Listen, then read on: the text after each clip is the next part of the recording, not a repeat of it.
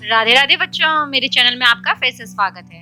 हमने पिछली वीडियो में पढ़ा था राम का वनगमन और उसके बाद की कथा क्या होती है, इस वाले अध्याय में हम जानेंगे। इसमें हम जानेंगे कि राम के जाने के बाद अयोध्या के राज सिंहासन पर कौन बैठा, भरत को ये सब गतिविधियों के बारे में पता चली तो उसकी क्या प्रक्रिया हुई और राम ने आश्रय कहाँ लिया। फिर ये सब आज की हम वीडियो में जानेंगे, जिसका नाम है चित्रकूट में भरत। ये आपका अध्याय नंबर 5 है। तो चलिए शुरू करते हैं आसान भाषा में चित्रकूट में भरत। राम, लक्ष्मण और सीता जब वन चले गए थे तो उनके वियोग में राजा दशरथ की छठे दिन मृत्यु हो गई। अब अयोध्या का राज सिंहासन खाली पड़ा था। गुरुजन, सारे मंत्रीगण, सभी को इस बात की चिंता थी कि अयोध्या के सिंहासन को खाली रखेंगे तो बहुत सारे खतरों से वो घिर जाएगा। वो खतरों से जानकार थे, इसलिए उन्होंने तुरंत संदेशा कैकयराज तक पहुंचाया, जिससे कि भरत को पुनः अयोध्या बुलाया जा सके। जब दूत कैकयराज के यहाँ पर पहुंचे तब भरत अपने दोस्तों को अपना दुस्वप्न सुना रहे थे, जो उन्होंने रात में देखा था। उन्होंने अपने सपने में देखा था कि समुद्र सूख गए हैं, चंद्रमा धरती पर गिर पड़ा है, वृक्ष सूख गए, एक राक्षसी पिता को खींच कर ले जा रही है, फिर रथ पर बैठे हुए हैं, रथ से खींच रहे हैं। ये सब उन्होंने सपने में देखा था। उनका स्वप्न इतना उल्टा पुल्टा था कि उन्हें विचार करने पर मजबूर कर रहा था कि कहीं कुछ अनर्थ तो नहीं हो गया है। लेकिन उन्हें बस अंदेशा था, लेकिन उन्हें इन सब बातों के बारे में पता नहीं था, क्योंकि किसी ने उन्हें नहीं बताया था। यहाँ तक कि दूत को भी सख्त मना किया गया था कि भरत को किसी भी बात का पता नहीं चलना पाए।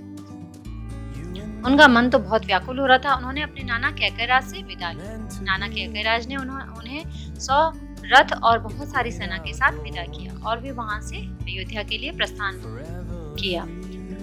उन्हें अयोध्या पहुंचने में 8 दिन लग गए, क्योंकि सेना भी बहुत विशाल थी, इसलिए उन्होंने लंबा रास्ता तय किया था। अब जब वे अयोध्या पहुंचे तो उन्हें अयोध्या बहुत ही अलग अलग सी लग रही थी। चारों तरफ गमगीन माहौल था, कोई भी खुशी का समाचार नहीं था। उनके मन में बेचैनी बढ़ती जा रही थी। जब वे महल पहुंचे तो सबसे पहले महाराज दशरथ के कक्ष में पहुंचे। वहां पर उन्होंने महाराज दशरथ को नहीं पाया। फिर वे अपनी माता के पास गए। माता कैकई के पास जाने के बाद उन्हें पता चला कि महाराज दशरथ की मृत्यु हो चुकी है।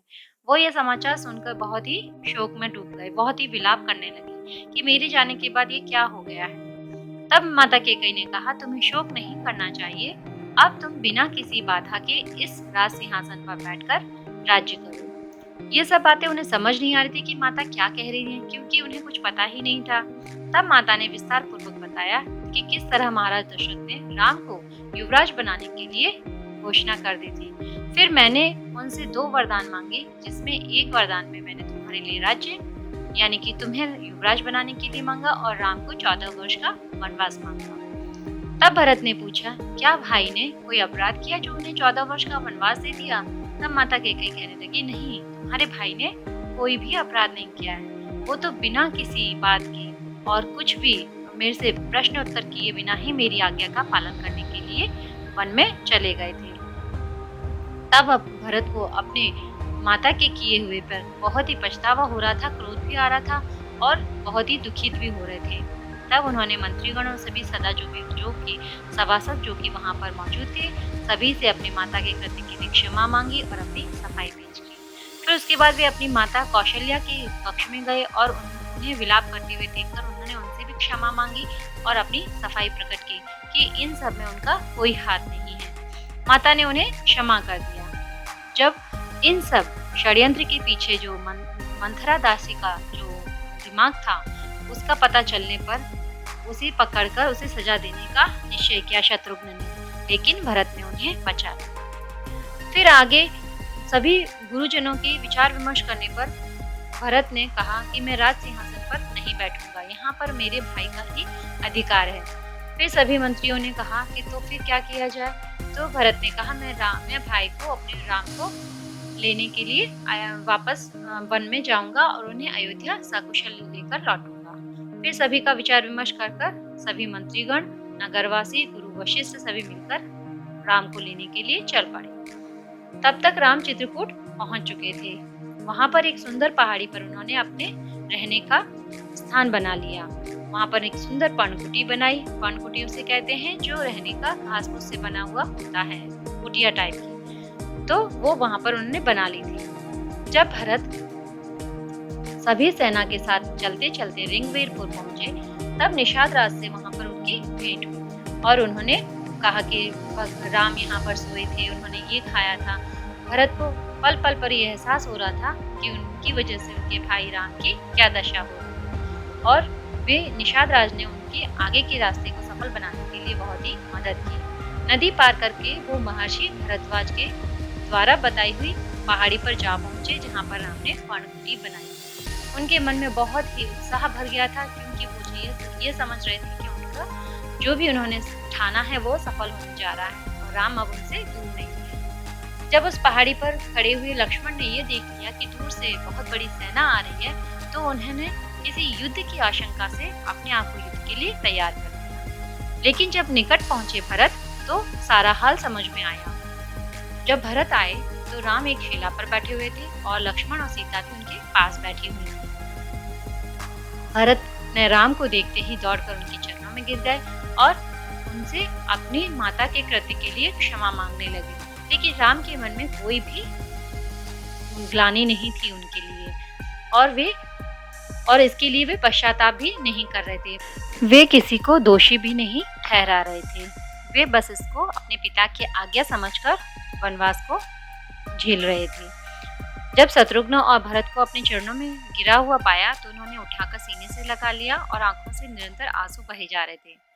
अब दुविधा भरत को इस बात की थी कि राम से पिता की मृत्यु का समाचार किस तरह कहे, परंतु बड़ी कठिनाई से उन्होंने कहा तो राम सन्न रह गए, शोक में डूब गए। राम ने सभी माताओं से भी भेंट की जो साथ में आई हुई थी और सबका आशीर्वाद भी लिया।